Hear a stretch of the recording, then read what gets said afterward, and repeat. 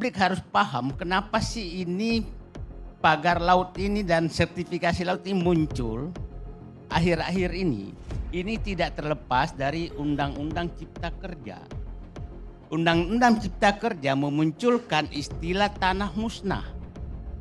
Tanah yang kehilangan statusnya, nggak jelas lagi. Itu Undang-Undang Cipta Kerja.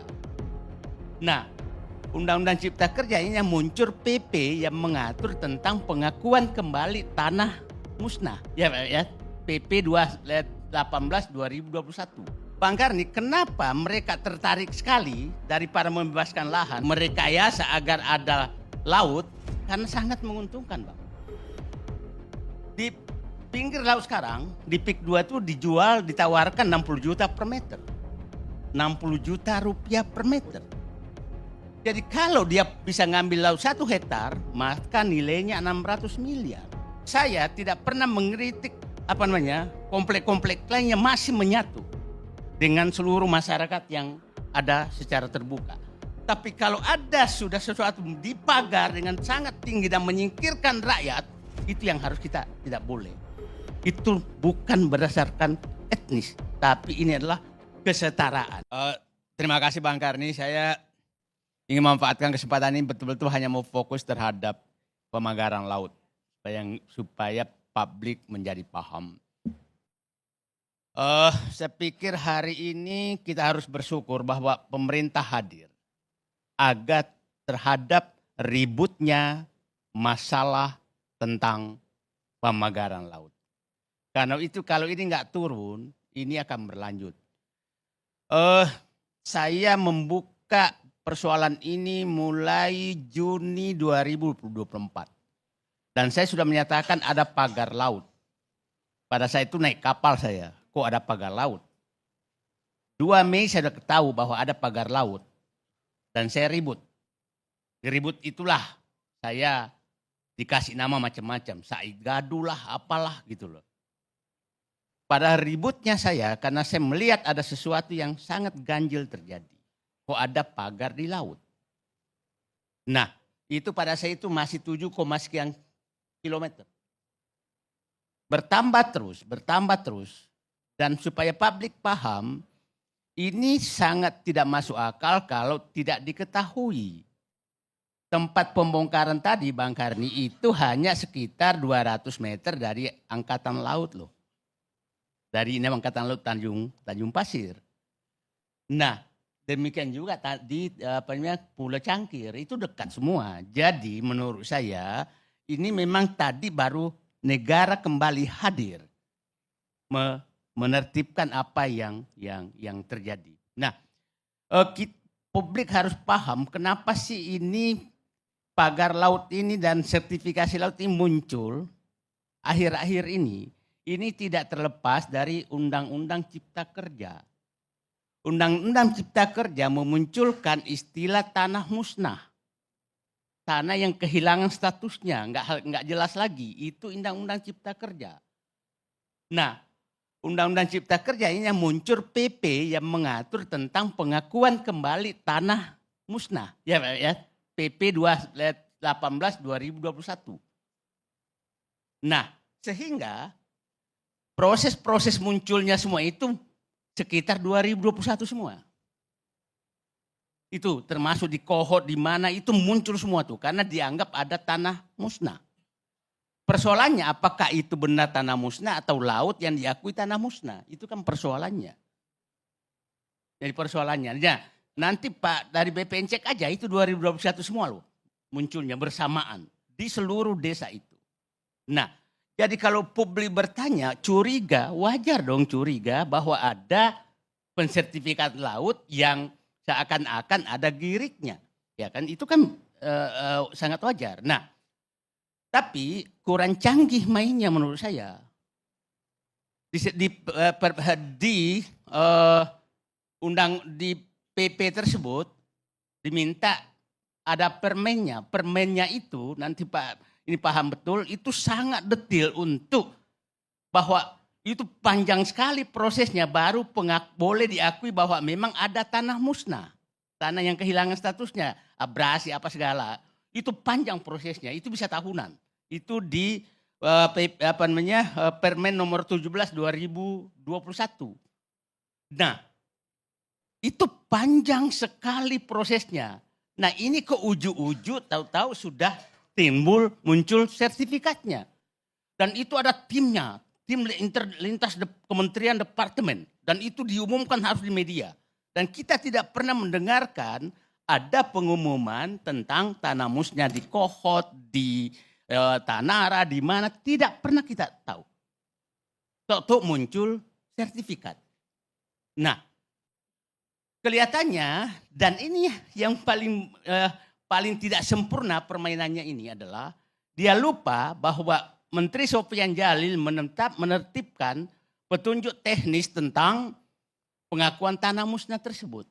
Ada 3 hal yang dikatakan di situ. 1, bahwa yang boleh diberikan hak hanyalah masyarakat yang ada di tempat itu, tidak boleh nama lain, dan memang punya sejarah bahwa punya tanah itu, dan hanya boleh dimanfaatkan.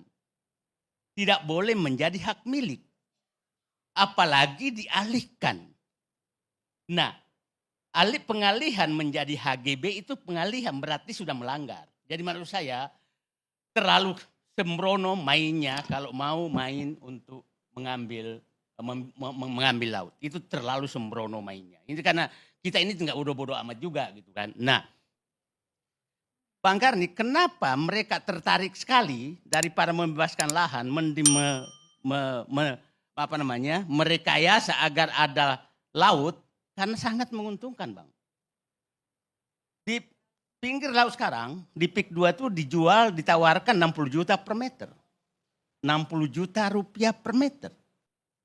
Jadi kalau dia bisa ngambil laut 1 hektar, maka nilainya 600 miliar harga jualnya. Kalau 1000 hektar, kita bayangkan aja. Nah, jadi ini memang menurut saya kita semua harus berterima kasih bahwa ini terbuka sehingga tidak terjadi perampasan laut oleh kong kali kong antara pengusaha dengan penguasa. Nah, memang yang berat sekali kita begini problemnya adalah tadi saya tidak tahu mekanisme apa yang bisa kita gunakan karena begini. Sejarah tanah itu betul-betul seakan-akan hak monopoli BPN. Yang lain tidak, kalau kita di pengadilan tidak ada yang bisa membantah itu kecuali BPN. Jadi kalau BPN sudah main, selesailah masalahnya. Itu problemnya, Pak. Jadi itu problemnya. Saya pikir ke depan kita harus punya mekanisme bahwa ini jangan satu tangan deh. Karena kalau BPN-nya nakal, maka dia bisa mengarahkan sejarah tanah Said Didu ke sejarah tanah Bang Karni. Itu bisa. Dan tidak sedikit terjadi seperti itu. Punya sertifikatnya, tahu-tahu sejarah tanahnya dianggap pemalsuan, maka masuk penjara lah mereka. Nih, itu Pak, bukan saya menyatakan ini. Tapi ini kita harus, saya orang sangat suka harus transparan sebenarnya. Tapi kalau sudah ada abuse of power, pengumpulan kekuasaan ke satu instansi atau satu orang, itu sangat bahaya. Dan yang sangat bahaya di pertanahan adalah betul-betul hak monopoli pertanahan adalah sejarah tanah. Pada saat kita mendaftarkan sertifikat, maka seluruh sejarah tanah pindah ke tangan BPN. Saya nggak pegang lagi. Nah, pada saat anak saya nanti yang nggak tahu sejarah tanah, maka bisa berpindah tanah itu. Itu kita harus kita harus akui bahwa itu ada titik celah yang sangat berbahaya dan tidak sedikit orang seperti itu tahu-tahu tanahnya dianggap bukan milik dia. Itu saya pikir, saya tidak menyatakan ini susahnya kita kalau kita nyantakan substansi nanti disangkanya lagi. Ini saya berniat untuk perbaikan ke depan.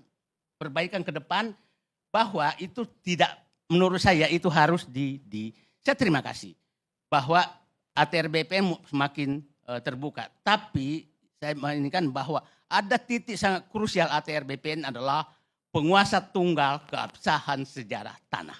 Itu.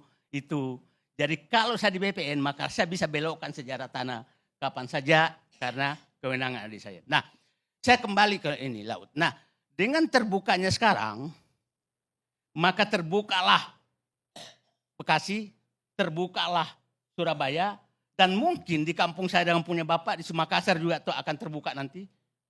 Di tempat-tempat lain juga akan terbuka semua. Nah, ini keterbukaan ini sangat penting. Jadi mohon kalau kami menyampaikan sesuatu, janganlah dibawa-bawa ke pribadi.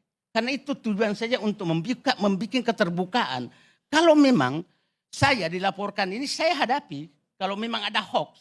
Dulu dilaporkan saya itu karena hoax katanya karena mengarang-arang harga. Faktanya semua masyarakat melaporkan seperti itu. Nah, jadi gini, saya berharap tujuan kita negara baik. Janganlah masukin Pak siapa tadi yang ini terus. Saya kesempatan ini saya jelaskan, saya tidak pernah menawarkan tanah saya ke siapapun. Dan saya tidak punya niat untuk menjual tanah saya. Dan tanah saya, itu saya sudah miliki lebih 30 tahun di sana. Jadi jangan masukin dunia pribadi saya. Itu hak pribadi saya. Nah, itu perlu nah, kalau Anda masuk terus gitu, itu namanya, itu sudah menyerang pribadi. Nah, sekarang saya masuk ke sana. Jadi gini, sekarang saya berharap dengan terbukanya ini semua, mari kita dorong semua untuk membuka, supaya semua sampah-sampah di bawah karpet ini terbuka semua. Saya nggak kebayang Pak. Seperti tadi ada orang yang menyatakan jangan pakai etnis. Saya setuju. Tapi jangan juga ada etnis yang hidup eksklusif, yang menyingkirkan etnis lain, tapi kita berlindung bahwa pakai etnis. Itu juga harus. Jadi jangan antara ucapan dengan perbuatan itu harus sama. Saya setuju. Tapi jangan, saya tidak pernah mengkritik komplek-komplek lainnya masih menyatu dengan seluruh masyarakat yang ada secara terbuka. Tapi kalau ada sudah sesuatu dipagar dengan sangat tinggi dan menyingkirkan rakyat, itu yang harus kita tidak boleh. Itu bukan berdasarkan etnis, tapi ini adalah kesetaraan. Itu yang harus kita inikan. Oke, saya kembali ke masalah ini. Bang, karena saya tadi seharian di 2 jam di bawah laut berenang untuk mengetahui betul apakah bisa dicabut, dan saya hampir 2 jam dapat 1 batang pun nggak bisa nyabut. Saking, dan saya menyaksikan betul bahwa ini kelihatannya memang itu, jadi gini, kalau kita lihat peta yang ada, sangat tidak masuk akal bahwa ada Girik itu luasnya sama. Dari situ aja udah ini pasti nggak masuk akal ya kan Pak, Bapak orang BPN nggak mungkin lah ada masa itu di Kohot itu kalau dicek itu kan 1,4 1,9 hektar semua tuh satu kotak ya kan Pak, itunya ini pasti ada yang bikin. Jadi menurut saya biarkanlah kita sepakat semua. Biarkanlah hukum ini berjalan, dan saya berharap dari BPR, BTN ini udahlah. Kalau memang ada harus korban demi perbaikan nggak apa-apa ke depan. Supaya kita bisa bongkar semua permainan-permainan mulai dari desa sampai ke atas. Kita gunakan ini untuk memperbaiki bangsa ke depan. Jangan ada yang menutup-nutupi, biarkan saja hukum berlanjut. Dan saya pikir pernyataan Presiden Prabowo tadi sudah sangat-sangat tegas. Sangat-sangat tegas yang menyatakan meminta Kapolri dan yang terkait melakukan penertiban terhadap lahan termasuk yang sedang terjadi pantai, menjamurkan hutan dan lain-lain. Jadi saya pikir apabila seluruh Menteri Prabowo melakukan itu, dan saya baru pertama kali mendengarkan seorang presiden tegas melakukan itu. Dari mulai dulu. Ini Pak Prabowo yang berani masuk kepada masalah penertiban penguasaan lahan. Dan karena ini persoalan yang sangat krusial. Bang Karni, pemirsa semua paham bahwa data saya ada 5 provinsi itu luas tanah, luas penguasaan tanah oleh konglomerat dan oligarki sudah lebih luas dari provinsinya. Dan kalau Pak Prabowo Presiden bisa menertibkan ini, maka di provinsi itu akan punya tanah lagi rakyatnya. Sekarang ibaratnya tanah di situ, rakyat di situ nggak punya tanah lagi. Semuanya dikuasai orang. Nah itu saya pikir saatnya ATR BPN betul-betul karena Presiden sangat tegas untuk penertiban. Mungkin kalau Pak Jokowi kemarin adalah penertiban sertifikat, maka mungkin ATR BPN motonya sekarang adalah penertiban penguasaan tanah. Itu saya pikir sangat-sangat penting karena saya pikir tanah ini kenapa sih Pak sangat penting. Coba kita bayangkan di wilayah yang hanya tidak sampai 1 jam dari Jakarta terjadi kasus seperti ini. Bagaimana di Kalimantan sana, bagaimana di Papua, bagaimana di Maluku, saya pikir akan terjadi semua. Dan saya ini sangat prinsip. Nah, saya katakan titip Pak dari BPN, periksa betul tentang laut ini karena saya punya hipotesa bahwa ini berpacu dengan waktu. Tapi kelihatannya yang mau memagar laut ini lupa petunjuk teknis Menteri Sofyan Djalil yang dikeluarkan 2022. Tahun 2022 setelah permennya dia keluar. Jadi saya takutnya udah keburu bikin sertifikat dengan luas sama. Tahu-tahu ada aturan teknis bahwa tidak bisa dialihkan. Nah dengan melanggar tidak bisa dialihkan saja, dengan HGB terhadap PT itu sudah jelas melanggar keputusan menteri. Jadi jangan lagi ada pihak-pihak membela, ini enggak ada ini pengalihan hak saja menjadi HGB itu sudah melanggar aturan. Nah, yang kemarin saya agak was-was, itu karena pernyataan Menteri ATR BPN. Jadi yang bikin was-wasnya itu dua sebenarnya. Satu, Pak Presiden sudah menginstruksikan supaya diusut dibongkar dan diusut. Itu kata-kata yang berbeda. Kan memang kan dua kata-kata Pak Presiden itu pagar laut agar dibongkar dan diusut. Yang saya takutnya hanya dibongkar, tidak diusut, ya kan? Terus tahu-tahu muncul lagi pernyataan Menteri KKP menyatakan entar dulu katanya siapa tahu ada isinya. Nah siapa tahu mau belok nih, ya kan? Terus ketemu Menko Infrastruktur dan Menteri ATR BPN keluar pernyataan kita juga bingung nih. Nah dua-dua bingung. Saya sebagai orang biasa di birokrat ini ada upaya pembelokan nih. Saya mohon maaf, saya 32 tahun di birokrat jadi saya paham betul. Ini ada rencana pembelokan nih. Nah terus tersambut juga di DPR menyatakan kita bingung siapa yang mau dipanggil. Nah sementara masih menyatakan kita belum tahu siapa yang punya pagar. Jadi saya pikir menurut saya satu agenda lagi yang paling penting adalah ini harus diungkap. Jadi jangan sampai nanti itu selesai masalah pertanahannya kita tidak pernah mengetahui siapa yang pagar. Itu menurut saya itu harus dicari. Siapa yang pagar supaya benar juga penegakan hukum dia. Jadi ada dua ini adalah membongkar tentang pagarnya, siapa yang punya. Dan karena terus terang ini butuh biaya yang besar sekali. Besar sekali untuk membongkar ini. Jangan sampai orang yang membongkar itu, memagar itu tidak bertanggung jawab. Nah kalau nelayan yang mengaku itu memagar ya suruhlah dia bongkar kalau dia mengaku pagar itu.